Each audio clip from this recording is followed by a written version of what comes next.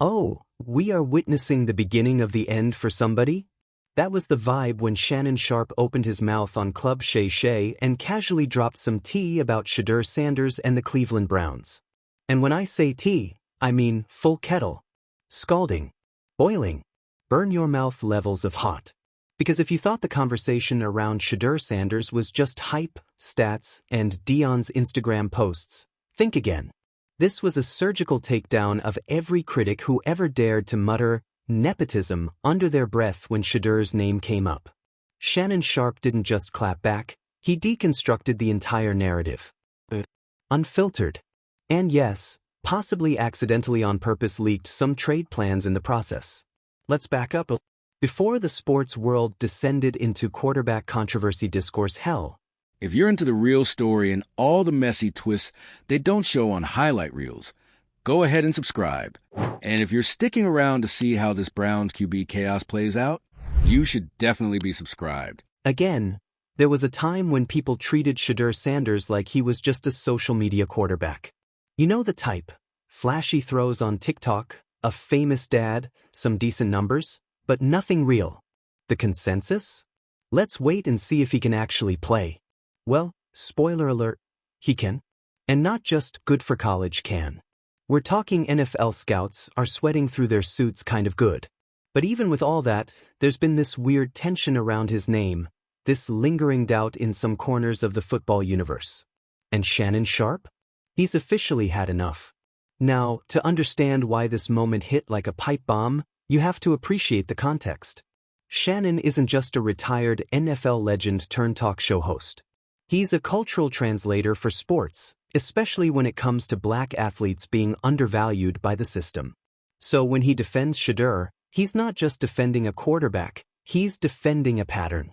On this particular episode, Shannon went all in. He laid out the receipts, nearly 40 touchdowns, over 4,000 passing yards, one of the highest completion percentages in the country.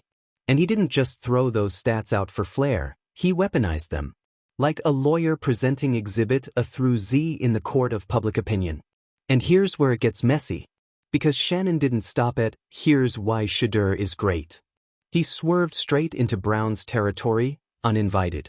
He said the quiet part out loud, that the Cleveland Browns are dragging their feet on putting Shedeur on the field because they're scared.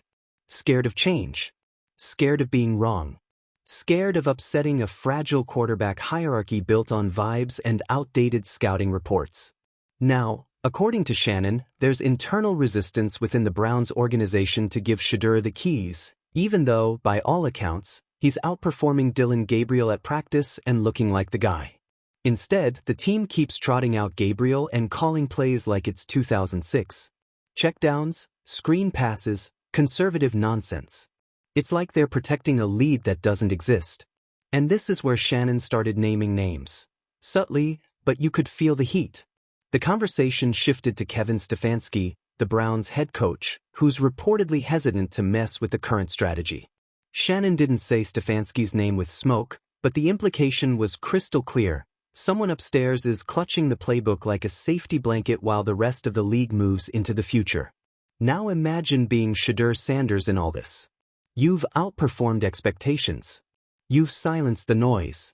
You've earned your shot. But you're stuck in a system that values optics over output, tradition over talent. And then bam, Shannon hits us with the twist. Apparently, there have been murmurs of trade scenarios involving Shedeur. Not because he's not good enough, but because he's too good and they don't know what to do with him. You know that old saying, if you can't handle the heat, get out of the kitchen? Well, it sounds like the Browns are trying to sell the kitchen altogether. Shannon didn't confirm anything outright, he's smarter than that, but you could hear it in his voice. There's something going on behind the scenes. Maybe it's just leverage. Maybe it's pressure from fans and media. But whatever it is, the Browns' quarterback situation just went from mildly confusing to dumpster fire in a hurricane. And while all this is going down, Shannon is holding court like he's teaching a masterclass on sports gaslighting. He called out the critics who once said Shedeur was just riding his dad's coattails. The same people who said he didn't have NFL mechanics. Who accused him of stat padding. All of that? discredited by cold, hard data. Because let's be real, if Shedeur's name wasn't Sanders, he'd already be the poster child for the future of the league. He's got poise, precision, and the kind of command under pressure you can't teach. But because he carries the baggage of a famous father and a polarizing brand, he has to be twice as good just to get half the credit. Shannon didn't just shine a light on that, he lit the whole building on fire. He reminded everyone that performance isn't about pedigree. It's about results. And Shedeur has nothing but receipts. At this point, the debate isn't even about talent, it's about control. The Browns' coaching staff, for whatever reason, is sticking with Gabriel. Maybe it's loyalty. Maybe it's fear. Maybe it's just classic NFL conservatism, where the devil you know wins out over actual innovation. Whatever the excuse, Shannon made it clear. If Shedeur was being evaluated purely on merit, we'd be having a very different conversation. And this is where the conversation zooms out. Because this isn't just a Shedeur Sanders story. This is about every athlete who gets dismissed because they don't fit the mold. It's about every organization that refuses to evolve. It's about how often raw talent gets buried under layers of politics, narrative spin, and strategic cowardice. The Browns had a chance to lead. To be bold. To show that performance matters more than perception. Instead, they hesitated. And in the NFL, hesitation is how dynasties die before they even begin. Now, let's be clear, Shedeur isn't some flawless golden child. He still has things to prove. But that's the point, let him prove it. Don't keep him on the bench while the offense stalls and the fans scream at their TVs. Give him the reps. Let the game decide. Instead, what we're seeing is an organization more committed to being right than being successful. And if they're not careful, they're going to lose more than just games. They're going to lose the locker room, the fans, and a quarterback who could have changed everything. Meanwhile, Shannon Sharpe is sitting in his chair, cool as ever, watching the fire he started burn its way across the league. And you know what? He's not wrong. Because here's the truth nobody wants to admit. Talent doesn't care about your depth chart. It doesn't care about your narrative. It doesn't care about your plan. It breaks through. It demands attention. And if you don't recognize it when you have it, someone else will. So now the Browns are on the clock. Not just in the game, but in the court of public opinion. Every week they keep Shedeur sidelined is another week they risk becoming that franchise. The one that had the future in their hands and let it slip away. And you? You're watching it unfold. Watching the shift. Watching the critics backpedal. Watching the media spin start to falter as the numbers become impossible to ignore. You're witnessing the beginning of the next chapter and the messy end of the old one. Because in the NFL, there's only one thing more dangerous than being doubted, being undeniable. And Shedeur Sanders? He's looking pretty undeniable right now. So let's hear it in the comments. Are the Browns playing it safe or playing themselves? Is Shedeur the future, or just another name the NFL's too stubborn to elevate until it's too late? Hit that subscribe button if you live for the drama, stay for the data, and always root for the receipts. And remember, in the NFL, the real power plays don't happen on the field. They happen in conversations like this. Stay petty, stay curious, and stay tuned. You have to understand, when Shannon Sharpe starts talking like this, the football world listens. Not because he's trying to stir the pot, but because he is the pot. The man played the game, won rings, built credibility brick by brick, and now he's using his platform not to speculate, but to expose. And what he exposed, intentionally or not, was a team torn between image management and actual innovation. The Browns don't have a quarterback crisis, they have a courage crisis. Let's really talk about Dillon Gabriel for a second. No shade to the man, he's a capable quarterback, a textbook example of does just enough. He reads the field, manages the game, keeps the train on the tracks. But we're not in the era of game managers anymore. This is the age of playmakers. And what Shannon basically told us, without even raising his voice, is that Shedeur Sanders is a playmaker being held hostage by a system that doesn't trust its own eyes. And that's the dangerous part. Because in football, and in life, when you start doubting the evidence in front of you because it doesn't align with your plan, that's how you lose. That's how dynasties collapse. That's how talent walks out the door, walks into another locker room, and becomes your worst nightmare on a Sunday night in primetime. Let's not pretend this is new. The NFL loves to second-guess young black quarterbacks. Oh, they'll draft them. They'll celebrate them in college. But when it's time to hand over the franchise, suddenly he needs more time, we're not sure about his mechanics, can he read a defense? Translation: we don't want to be wrong about the guy we already backed. Now throw in the fact that Shedeur is Deion Sanders' son, and you've got a PR powder keg. Because everything he does comes with an added layer of scrutiny. He's not just playing football, he's playing politics. Every touchdown comes with a side order of suspicion. Every mistake becomes a referendum on his last name. But guess what? He's still winning. Still showing up.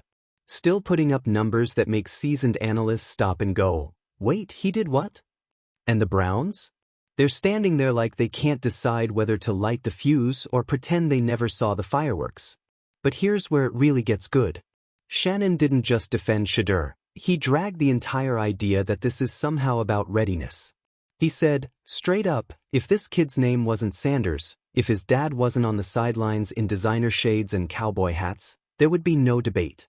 The starting job would already be his. And you know what? Let's talk football logic for a second. If you've got a guy outperforming your starter in practice, winning over the locker room, electrifying the fan base, and still sitting on the bench, that's not strategy, that's sabotage. That's a franchise putting ego above excellence. You know what happens when teams do that? They fall apart. Slowly, then all at once.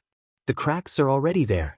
You can see it in the way Browns fans are starting to turn. On Twitter, in Reddit threads, at games. People are asking why. Why isn't Shedeur playing? Why are we pretending like we don't see what's happening? And that pressure? It builds. It seeps into the locker room, into press conferences, into the GM's office where phones are probably ringing right now asking, hey, if you're not going to use him, can we? Let's talk about that for a second. Because when Shannon hinted at trade conversations, it wasn't just juicy gossip, it was a threat. It was a warning shot to the Browns front office that if you don't act, someone else will. That's how this works. And trust me, other teams are watching. You think the Falcons wouldn't love to build a whole brand around a dynamic young quarterback with swagger and stats? You think the Raiders wouldn't jump at the chance to inject some life into their offense? You think Jerry Jones wouldn't sell half the state of Texas to get a Sanders back in the spotlight? Please. Because at the end of the day, the NFL is a business. And Shedeur Sanders? He's good for business. He's marketable. He's cool. He's clutch. He has it. Whatever that elusive is, he walks into a room and people pay attention. He walks onto the field and defenses tighten up. So the real question isn't, is Shedeur ready? It's, are the Browns ready for Shedeur? Because once they open that door, there's no going back. The expectations will skyrocket. The narrative will shift. The margin for error will shrink. And maybe that's what they're afraid of, not Shedeur failing, but Shedeur succeeding and making everyone else look like they were dragging their feet. And if that's the case, that's not leadership. That's fear dressed up as strategy. You want to know how this ends? One of two ways. Option 1. The Browns come to their senses, make the switch, and ride the wave. They let Shedeur do what he does best, and they finally stop coaching like they're afraid of the scoreboard. Or option 2, they wait too long. They waste the season. The fans turn. The locker room splinters. And Shedeur ends up somewhere else, thriving while they're left rebuilding again. We've seen this movie before. Heck, it's practically a franchise at this point. Talented QB gets sidelined for politics, breaks out with another team, and suddenly the old squad is answering awkward questions at the draft combine. And yet, here we are again. Another promising talent, another tired narrative, another team trying to play gatekeeper to a player who doesn't need permission to be great. Shannon Sharpe cracked that narrative wide open. He said what needed to be said. And now the Browns are on blast. Not just for their decision-making, but for their lack of it. Because the worst thing a team can do isn't making the wrong choice. It's making no choice. And right now, the Browns are stuck in quarterback purgatory, praying that staying still will somehow move them forward. Newsflash, it won't. If anything, Shannon Sharpe just forced their hand. You don't drop info like that on a major podcast without knowing exactly what you're doing. It was a chess move. A public ultimatum. And now everyone's watching. The clock is ticking. And Shedeur? He's just getting started. Because no matter what happens in Cleveland, one thing is clear. This kid's story isn't going to be written by critics, coaches, or even commentators. It's going to be written by what he does on the field, and when that day comes, whether it's in Cleveland or somewhere else, a lot of people are going to owe him an apology. When Shannon Sharpe casually lit this match on Club Shay Shay, it wasn't just a spicy take. It was a full-on narrative shift. The kind of moment that sends PR teams into emergency group chats and leaves head coaches blinking in press conferences like, we'll evaluate everything internally. Yeah, okay, Kevin. Sure. See, the second someone like Shannon, a Hall of Famer, a media powerhouse, and a cultural truth-teller, says, "Why isn't Shedeur starting?" it forces everyone else to stop and really look at the situation. And when they do, what they see is a team treating their most electric option like a backup battery. This isn't just about play calling or conservative schemes anymore. This is about perception, about ego, about who gets to tell the story of a young quarterback's rise, and who's trying to keep that story from being written. Let's not kid ourselves. There's an entire machine in place, media, coaches, scouts, executives, all subtly pushing back against narratives they can't control. Shedeur Sanders? He's unignorable. He's bringing eyes to the Browns, whether the organization likes it or not. And with that spotlight comes pressure. The kind that makes decision-makers twitchy. Because if they start him and he thrives, what happens next? Well, for starters, a lot of people in the building suddenly look like they've been dragging their feet. People who vouched for Gabriel. People who designed the current offense. People who kept saying he's not quite ready yet, while Shedeur's stats say otherwise. And that, right there, is the threat. Not Shedeur's failure, but his success. The kind of success that rewrites job descriptions. That forces coordinators to adjust. That puts pressure on coaches to think differently. And if there's one thing the NFL hates, it's change. Even when it's screaming in their face. So what do you do when you're a franchise caught between the guy who fits the system and the guy who could redefine it? If you're the Browns, apparently, you stall. You obfuscate. You pretend that quarterback competition is still ongoing even though every metric, every vibe, every flash of brilliance points to one answer. Meanwhile, Shedeur keeps doing what he's always done, work. Practice tape doesn't lie. Teammates talk. Coaches see it. Players feel it. That's the thing about quarterbacks, they can't hide. Either they command the room or they don't. Either they have it or they don't. And Shedeur? From all accounts, he's already walking into that locker room like he owns the place. He's just waiting for the keys. And let's be real for a second, Dillon Gabriel isn't the villain here. He's a perfectly decent QB. But decent doesn't win you playoff games in 2025. Decent doesn't energize a franchise. Decent doesn't make fans line up for jerseys and kids dream about wearing your number. Decent is safe. Shedeur? He's electric. He's disruptive. He's what happens when you stop playing it safe and start betting on the moment. Now let's circle back to this whole trade situation, because, yeah, that's the real grenade Shannon lobbed into the mix. The idea that Shedeur might not even stay in Cleveland if the Browns don't get their act together? That's not just drama. That's leverage. Think about it. If you're Shedeur's camp and you're watching the franchise slow walk your future, what do? You start talking. You leak a little info. You rattle the cage. You remind them that you're not chained to this system, and that other teams are watching with wide eyes and open arms. And those other teams? Oh, they're ready. You don't think there's a whole line of offensive coordinators fantasizing about designing a playbook around Shedeur Sanders? A quarterback who can scramble, read a defense, and torch secondaries with NFL-caliber accuracy? Come on. So now the Browns are backed into a corner. If they play him, they validate everything Shannon just said. They admit they were wrong to wait. But if they don't play him, they risk alienating a generational talent and handing him to a rival for pennies on the dollar. It's a lose-lose scenario, and they walked right into it with their eyes wide shut. And here's the irony, they had the high ground. They drafted a talented, marketable, already beloved young QB. They had the chance to ride that wave, to become the team that gets it. The team that evolves with the league, instead of clinging to dusty playbooks and outdated thinking. But instead, they hesitated. And in the NFL, hesitation is fatal. Let me paint the nightmare scenario for you. Shedeur gets traded. Ends up in Atlanta. Or Vegas. Or hell, even New England. And in 2 seasons he's lighting up defenses, making highlight reels every week, and dragging his new team to the playoffs. Meanwhile, the Browns are 6-11 and back in the draft war room wondering why nothing ever clicks. Sound familiar? It should. Because the NFL is littered with cautionary tales just like this. Talented quarterbacks passed over, mismanaged, overlooked, only to come back and haunt the franchises that didn't believe soon enough. You'd think teams would learn. You'd think they'd stop trying to control lightning and just let it strike. But nope.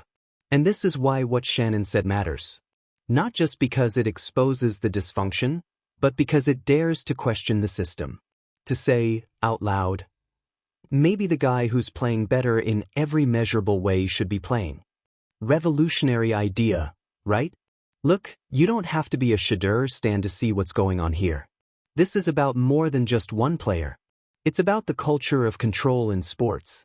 The gatekeeping. The fear of being wrong. The obsession with optics over output. And Shedeur? He's just the latest test case. But he might be the one that finally breaks the pattern. Because he's not going to wait around. His camp isn't going to sit quietly while coaches fumble excuses. The media's not going to ignore it when fans are literally chanting his name. The toothpaste is out of the tube, and no amount of strategic PR silence is going to shove it back in. At this point, the Browns have 2 choices: either embrace the storm and ride it, or get swept away. Because make no mistake, change is coming. Whether they want it or not. So let's throw it back to you. If you're Shedeur, do you wait? Do you trust the process? Or do you take control, lean into the noise, and make it impossible for the Browns to ignore you any longer? And Browns fans, how much longer can you stomach the cautious approach? How many more 3-and-outs do you need before you're storming the comment sections and demanding answers? Because this is the kind of moment that defines a franchise. Years from now, people will look back and say, that's when they lost him, or that's when they finally got it right. The clock's ticking. The fans are watching. And somewhere, Shannon Sharpe is sitting back with a grin, sipping something strong, knowing he just forced the entire league to pay attention. So hit that subscribe if you live for the chaos. Drop your takes in the comments. Who's right, who's lost the plot, and where do you want Shedeur to land if Cleveland fumbles this thing completely?